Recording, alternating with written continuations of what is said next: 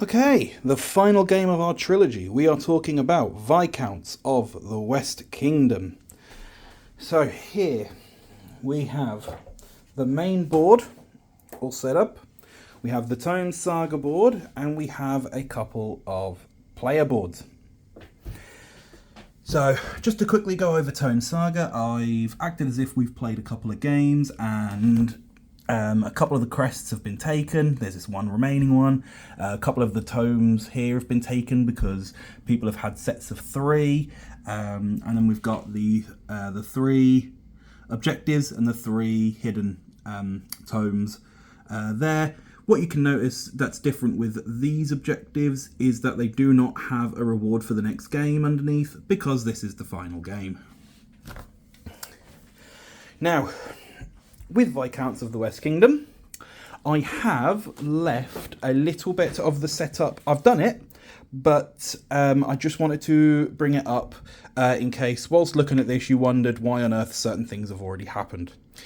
During setup, there will be a point where many of these cards are placed out alongside some hero cards. I've got one here just on my board for later, but it's one of these ones with the brown border. That during setup, they will be like this, and you will be drafting pairs. When you draft the pairs, as well as getting the hero card for your deck, you will also take this, which will have a variable setup on it. So you get everything that is on here, as well as putting your Viscount piece on the number that's at the top. So if you wondered why certain, like this player has one of these, whereas I don't, and if you were to count my cards, I'm actually missing one. That is because I'm able to discard this one, and this player was able to take a free manuscript. With that in mind, that would have been the end of setup as far as I've sorted. And that's why also, for example, we've actually both players happen to have a deed and a debt card, famous debt cards that have been going through all 3 games. Not always will you start off with one of these, it's just this card told us so. Okay, so in Viscounts of the West Kingdom, you are taking turns one at a time from the first player, which is whoever has this marker, all the way until the end of the game is triggered, which is when the first one of either this card or this card is revealed. So all the debts that are on top or all the deeds that are on top of the card have been taken. Revealing that card triggers the end of the game, and the game carries on until the player right of the starting player has taken their next/last turn. Then, once again, we're scoring everything in a yellow banner, and whoever has the most wins. So, there are no phases like they'd had in Paladins. Not really. Your phases are going along your board up here. The first thing I'm going to do, I'm actually just going to go straight into it, and I'm going to explain everything as we go through the individual phases. So, you will have 3 cards in hand at the start of the game, and you should theoretically always have 3 cards at the start of your turn. What you are going to do at the start of your turn, this is a bit of a deck builder, and I'm going to use a meat, but you don't have to. I'm using a worker to work across along the top here. You can do it during the game if you need it to help you with what action you're on and what you're doing. So, to start off with, you will be dropping off a card. Just going to do something. I don't want to do that. I should have set this up a little bit better. There we go. Right, so what happens is you'll have this board in front of you, which will eventually start off with, there'll be no cards on. Then there'll be 1, 2, 3, as the rounds go on. Once you get to 3, what will start happening is on your turn, the first thing you do is the rightmost card drops off into a discard pile, and then the other 2 will move up, and then you will be playing 1 card from your hand. I say you'll have a hand of 3. So I'll leave these out like this so we can have a look at what they do. Okay, so I'm just going to say, so that's the X at the top there. You can see that there's a plus, which is the player card, so I'm going to say I've played this one. Some cards will have a lightning symbol, such as this hero card here. That's an instant action, which gets played which happens as soon as you play the card on the leftmost space. It's the only time that activates. Some cards will have this ongoing symbol, so the 3 arrows in a circle. That's what's called an ongoing ability. So whilst the card is on your board, you can always do this. Once it drops off, you no longer can do it until it comes back around again. Some cards will have an X there. That is a drop-off ability.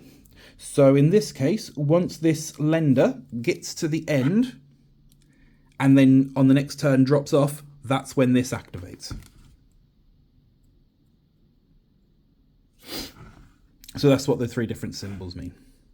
Additionally to that, because one of the main things that you'll be doing on Viscounts of the West Kingdom is moving your Viscount around the board, in a rondel system, you will need to know how far you can move your Viscount. That is denoted by the silver cost on the top left corner of the card that you play. So because at the start of my turn when I played a card, I played this one, during the movement phase, which is denoted there, I will be able to move my Viscount 1 space for free.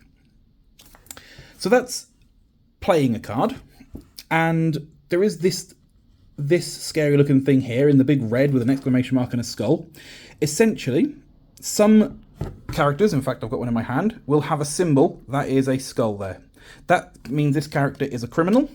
Much like in Paladins of the West Kingdom, criminals are wild, and when it comes to icons for the left-hand side, and we will go over them in a moment, criminals are wild. However, just to take her off, when you play a criminal to your board, as what this is saying, criminal and then a circle to the right, that is talking about this corruption marker. Now, what this all means, this section here, we'll go over in a bit, but essentially, this is saying you need to move it 1 to the right. So I will be moving it to the next space. And that is whenever you play a criminal to the board. But that's not what I played. I played the lender. But that's this one. So you play a card and note how many spaces that you can move.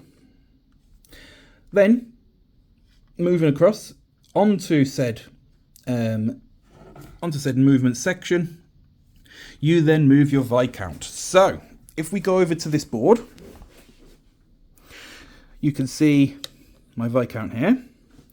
You can see that there are arrows on the board. This is the direction that the Viscount can move in. So from where I am right now, I can either move along the top that way, or I can move down and then potentially start moving around on the inner circle, which is shorter. If I was there and I had one movement, I can move up to there or across. You can never go upwards, back in that direction in the way the arrow came, or backwards around the board. But yeah, so where you end your Viscount will also determine what your primary action will be in the next phase. So if we were, for the sake of this example, in fact I'm going to do it with all of them anyway, so I am going to do one move over to here. Cool. That is the move action. The next phase is the primary phase, which is all to do with these symbols here. However, this bit here can potentially improve what you're doing here. So,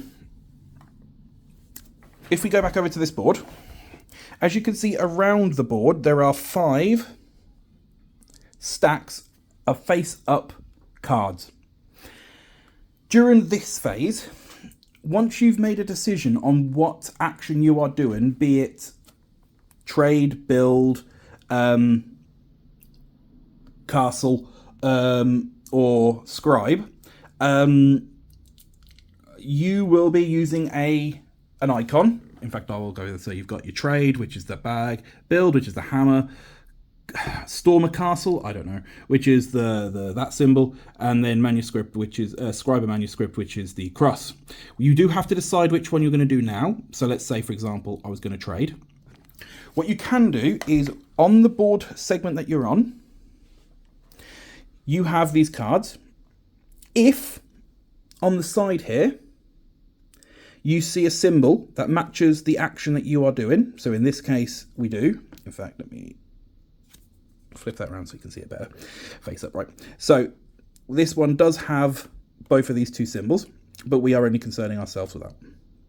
If you wish, you can pay the 3 silver from your supply, from your supply to the supply. You can discard this card to the box, and you see there's a triangle up there, which is showing you that. So this is saying, firstly, you will have that icon to help power up your action this turn. Plus, you get whatever is on here. So in this case, what this symbol means is you are able to discard one of your cards from here. So say I didn't want the criminal, she's gone. But that's what that means. But realistically, for this phase, we're really concerning ourselves with just the symbol that it denotes. So we've discarded that card, let's say, and we're doing a trade action. So the trade action is this one. Now, I'm actually going to go over all of them, but I will start with trade, as that is our our pretend turn. So what we do is we look at our tableau, as it were, our temporary tableau, and we are looking at the symbols that are on the sides of the cards. So as we can see on here, I've got 1, 2, 3, 4, 5. I got rid of this card, which gives me 6 of the symbols. And if I wanted to, I could give coins to the supply, get rid of coins to the supply. Each coin is valued at one trade, at the worth of 1 trade each. So I'm not going to get rid of any. I'm just going to say that I'm value 6 of those trade symbols. So what I do is, where our Viscount is, there will be these symbols, and it will tell you what it is that you get for that.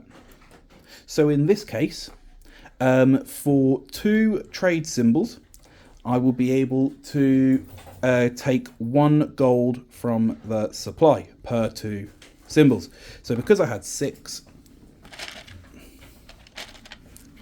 I'll be able to take 3 gold and put it in my supply. Simple as that when it comes to the trade symbols. Going around the board, there are many different ones. You've got a single one is for silver, which this ongoing one also allows you to do all the time. 2 for an inkwell, another 2 for an inkwell. If you have 4, you can flip over a deed or a debt card, and it's similar. It's all around the outside edge, and you can do that for this one. For every 3, you can destroy a card from your hand or the top card of your deck to help thin it out, and that is the trade action. If we didn't want to do the trade action, we wanted to do the build action instead, it would be a very weak action for me right now because I have no symbols on here, but we're going to pretend that I do. So, with a build action, you can you can give yourself an additional symbol of the hammer for each stone that you have. So in this case I have 2. I could discard both of those to have 2 symbols. To have 2 hammer symbols. In fact, there's a card on top here that also has this one, so I could pay the 2 silver to discard that card, to shuffle my deck, my discard pile into my deck, and gain 1 of each of those symbols, in which we're concerning ourselves with the hammer. So that is 3 hammers if I get rid of my stone, which is fine, because what we are then doing, and this is something that can only be done around the outside edge of the board, just like the trade action, we are taking a look at these different buildings we've got here. We've got 9 buildings. We've got 3 trading posts, 3 guild halls, and 3 workshops. If you look behind them, there are how many hammer symbols you need to build either of those 3. So you've got, these will require 5, which we don't have. These will require 7, which we don't have. These require 3, which we do have. We actually were able to make enough hammers, even though we had no symbols here, in order to make a building from here. So simply what you do is you take any one of the buildings. It doesn't have to be leftmost. It can be any one. So I'll take this middle one, which reveals, and they all will, a symbol underneath, which is a passive effect which you will have ongoing. And I will go through all of them in a moment. But you take the building and you place it on the board where your Viscount is. Every segment of the board has a river running through it down the middle. Depending on which side your Viscount is where you can place your building. So for me now, I'm able to place it there, there, or there. And whichever one I place it on, I will gain the reward that I covered up. So for example, if I went over here, that symbol is one of any of the 3 resources. So let's go for a gold, because why not? So that then covers that up. What you might notice is that there are some dotted lines between them. In future turns, say I or my opponent had put a building there, because these 2 are now linked, each player will get the reward of what is on there. So for this example, this is a worker. This would be placing a worker on there. We will go over that in a moment. In fact, it might be easier if I pretend I'd done that. And there's that. So that is the other circle that's on your board. So whereas I've told you how to move the corruption marker across with the criminals, that and other means will allow you to move your virtue marker left by 1 slot. So yeah, so if you put 2 together, you get to do it. If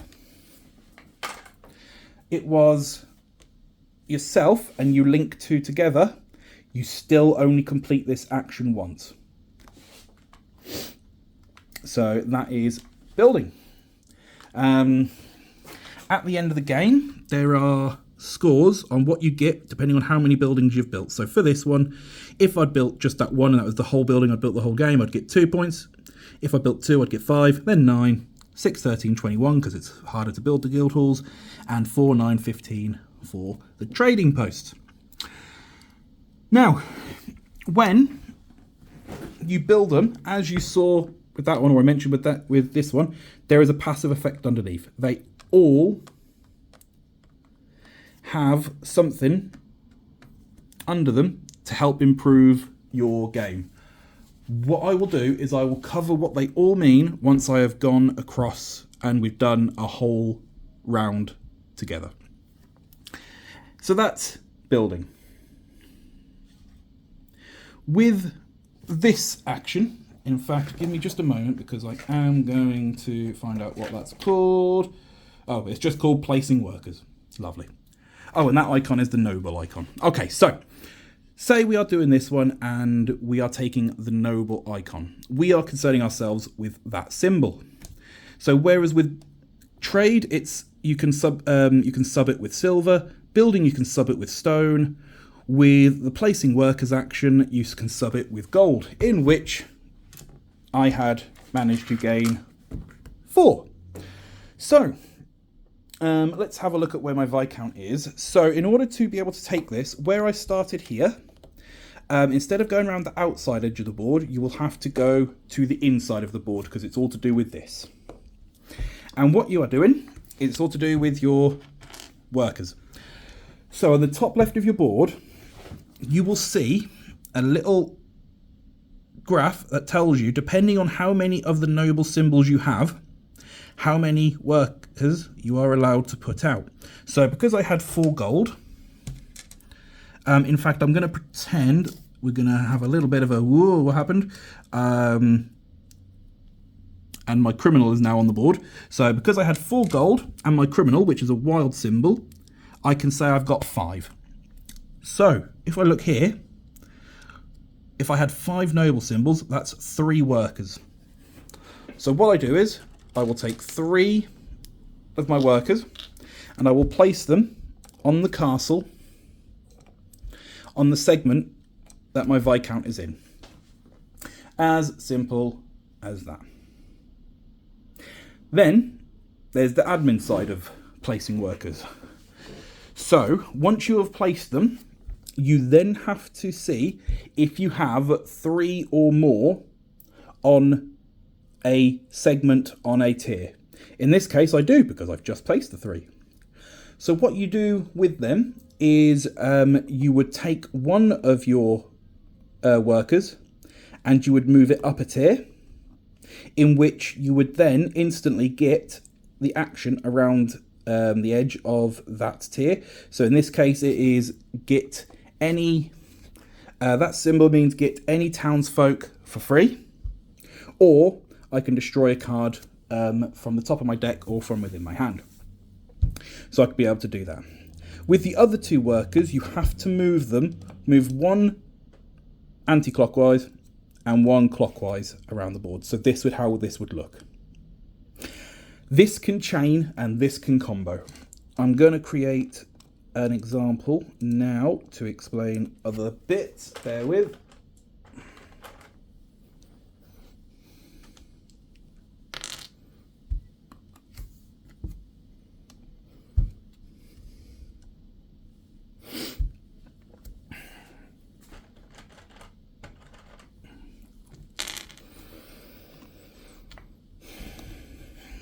So what we've got here is a few rounds in, and this is what people have done. I've just placed these 3 on here and we still do the actions. So I would move that up onto there and I would trigger the instant action because I've moved someone up. I would then move this one across over to there and this one across over to there. No more. So there are still 3 of different coloured workers there, but because there's not 3 of just my colour, we do not do the splitting and increasing of tier again. However, once that bit's done, you then have to bump off, go through the bump off phase. If there is 3 or more of any colour, you have to bump off until, you know what, I've actually forgotten. This is awkward.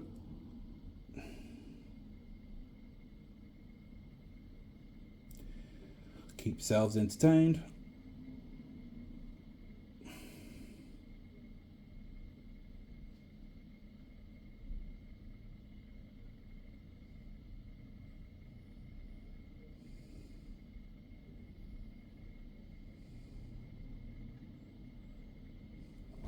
Okay, so you have to check to see if there are more than 3 workers there.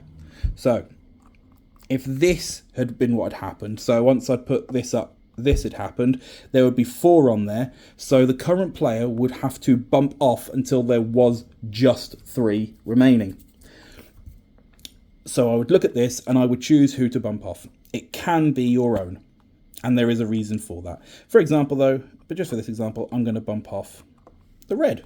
Red would go back to its player, and on the player aid card, depending on what tier gets bumped off, different rewards are gained.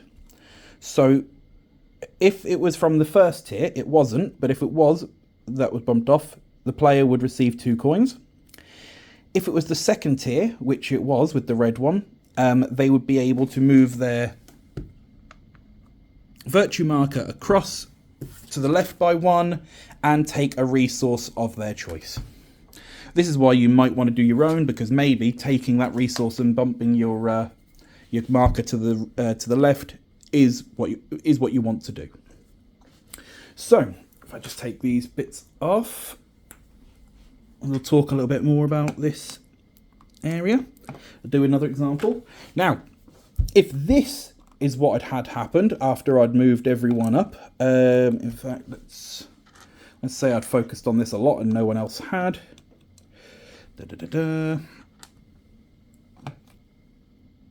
So I've just done this action and I've got to move everything across. So that would go over to there. That would go over to there. So one anti-clockwise, one clockwise, and this one would go up. I'd do the action. Then, because there is a now 3 in this tier, we would do exactly the same again. So, well, do you know what? It's not exactly the same. The only bit that does happen is one of your workers goes up a tier into the center, but these do not move across. They stay where they are to help being able to get as many into here as possible. Firstly, this happens. So this one is gain a resource of your choice. When you are the first person to put a worker in here, you get to take this card. This is the leader card. So as denoted as by worker and showing the center tier, you get to take this card, which gives you points at the end of the game, and whilst you hold this card, gives you a +1 hand size, so you can hold up to 4 cards. That goes next to you, and you keep hold of that. If at any time another player has more workers in the top tier, in the 3rd tier, they take it from you. Boom, boom. They now have the +1 hand size. You don't discard down. Just at the end of your turn, when you would draw up to 4, instead you just stick with the 3. Or if you have 2, you would only draw 1 instead of 2. And that is the castle.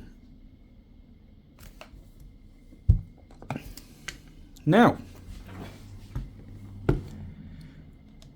last but not least with the main actions, scribing manuscripts. So this requires these, the cross symbols. Or you can spend inkwells per 1.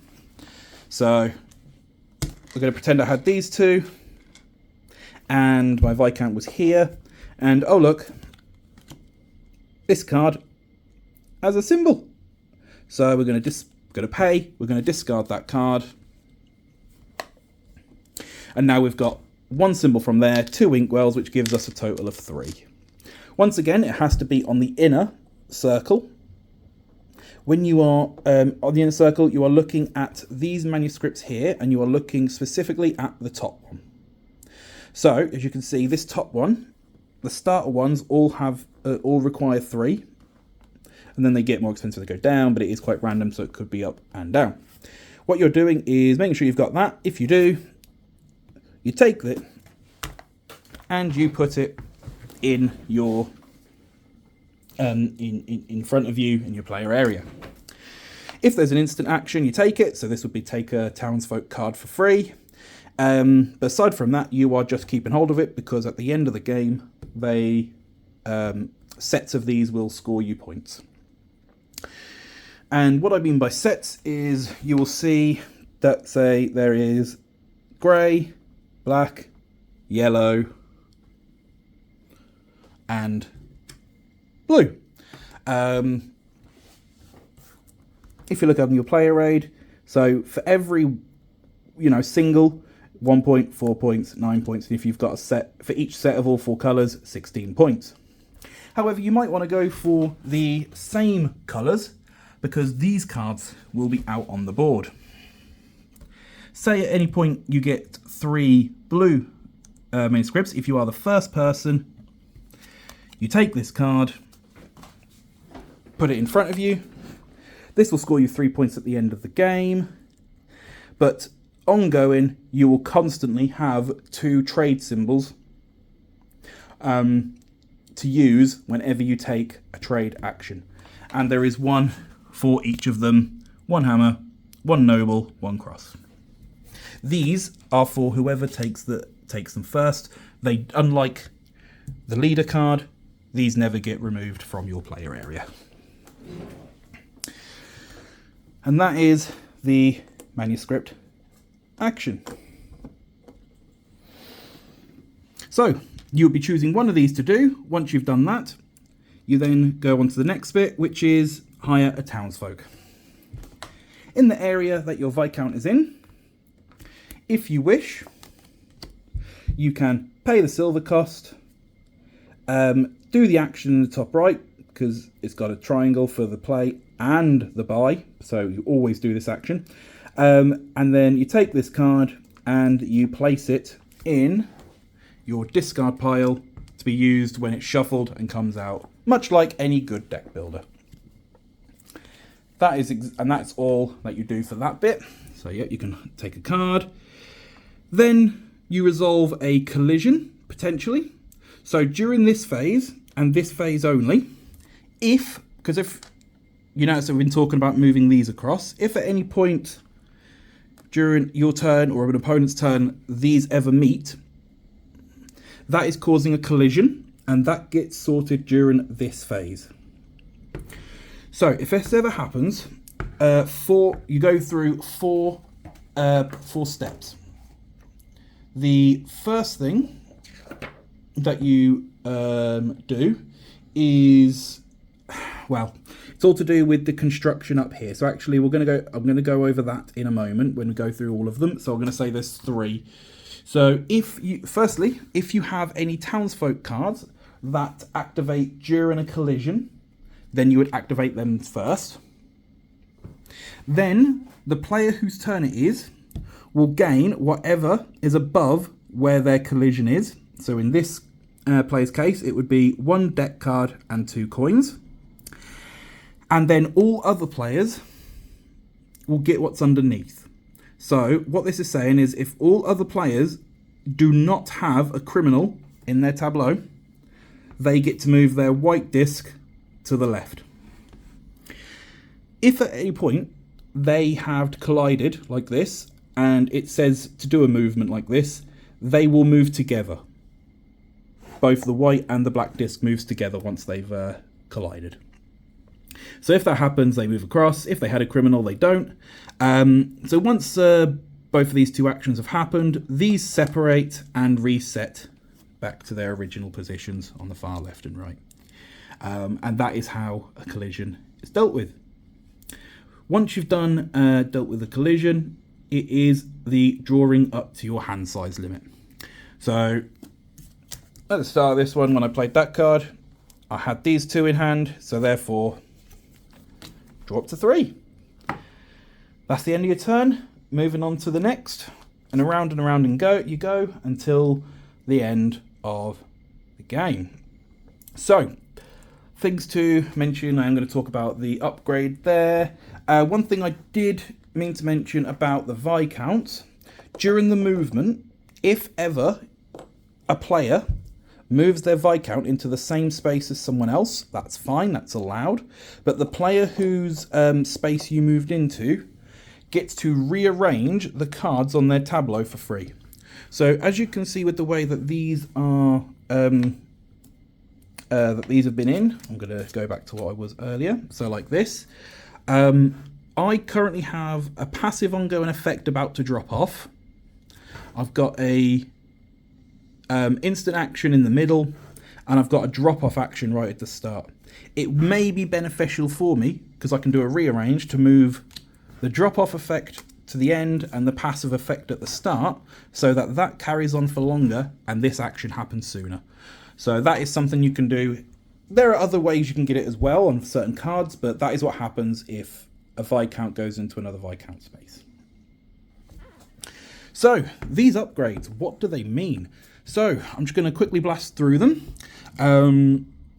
If you do this building, when you take the move, do your move, you're allowed to increase your Viscount's movement by nothing or by 1.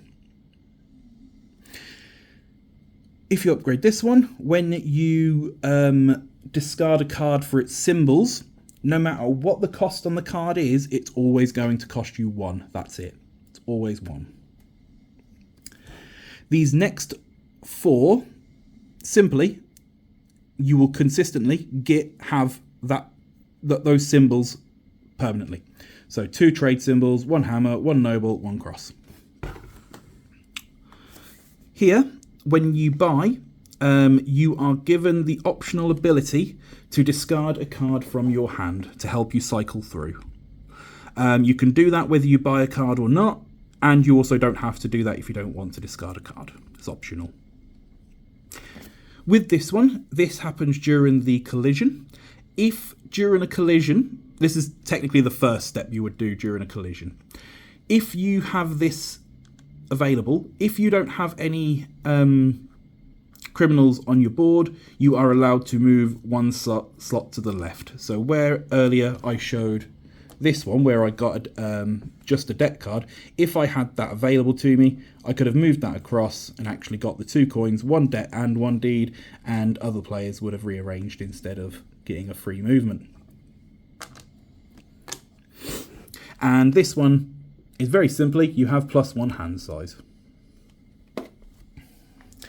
Keep playing to the end of the game, score up everything, and that's it. Oh, and very lastly, you can tell this is an amateur hour. When you do a shuffle of your cards to make the new draw pile, if you have a criminal on your board, you move the corruption marker to the right. If you have no criminals, you move your virtue marker to the left. Potentially causing a collision, but you don't deal with it until the collision phase. And when it comes to the scoring, what it is we are looking at is your constructed buildings, as we mentioned earlier. The workers in the castle, depending on what level they're on, this is what points they get. Transcribed manuscripts, so we talked about the sets and the card. If you have the leader bonus, and whichever one of these is shown, or both if they are both shown, to trigger the end of the game, whoever has the most flipped of the other type will gain either 12 points, second place 8, third place 4th.